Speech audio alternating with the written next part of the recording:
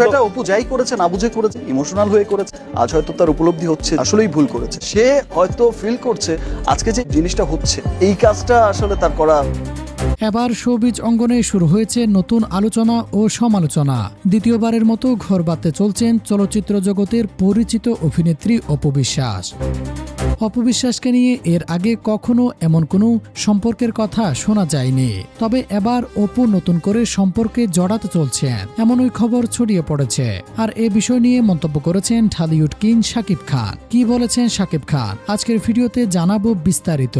আলোচিত ও সমালোচিত মানুষদের মধ্যে অন্যতম শাকিব খান। অপু বিশ্বাস ও শাকিব খানকে নিয়ে যেন চর্চার কোনো শেষ নেই। এবার অপু বিশ্বাসকে নতুন একজনের সঙ্গে ঘুরতে দেখা গেছে। আর সেই ব্যক্তিকে নিয়ে নাকি অপু বিশ্বাসের নতুন সম্পর্কের গুঞ্জন শুরু হয়েছে। কিছুদিন ধরেই দেখা যাচ্ছে অপু বিশ্বাস শাকিব খান ও বুবলিকে তেমন একটা কোনো কথাই বলছে না। শাকিব খান ও বুবলির ঘনিষ্ঠতা দেখেই হয়তো অপু বিশ্বাস শাকিব খানের কাছ থেকে নিজেকে দূরে সরিয়ে নিয়েছেন। এবার অপু বিশ্বাসও নতুন করে নিজের জীবন সাজাতে চলেছেন এমনটাই মনে করছেন অনেকে।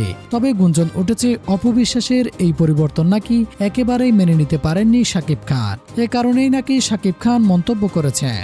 শাকিব খান বলেন, অপুর সঙ্গে আমার সম্পর্ক ছিল।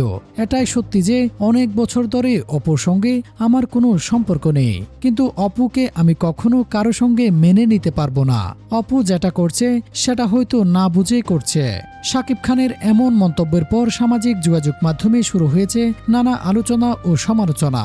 অনেকেই প্রশ্ন তুলেছেন, শাকিব খান তো বুবলির সঙ্গে সংসার করছেন এবং তাদের ঘরে দ্বিতীয় সন্তানও এসেছে, তাহলে অপু বিশ্বাসকে নিয়ে শাকিব খান এমন মন্তব্য কেন করলেন? অপু বিশ্বাসের জীবনে নতুন কারো আগমন কি সত্যি শাকিব খান মেনে নিতে পারেননি, নাকি এটি শুধু সামাজিক যোগাযোগ মাধ্যমে ছড়িয়ে পড়া একটি গুঞ্জন?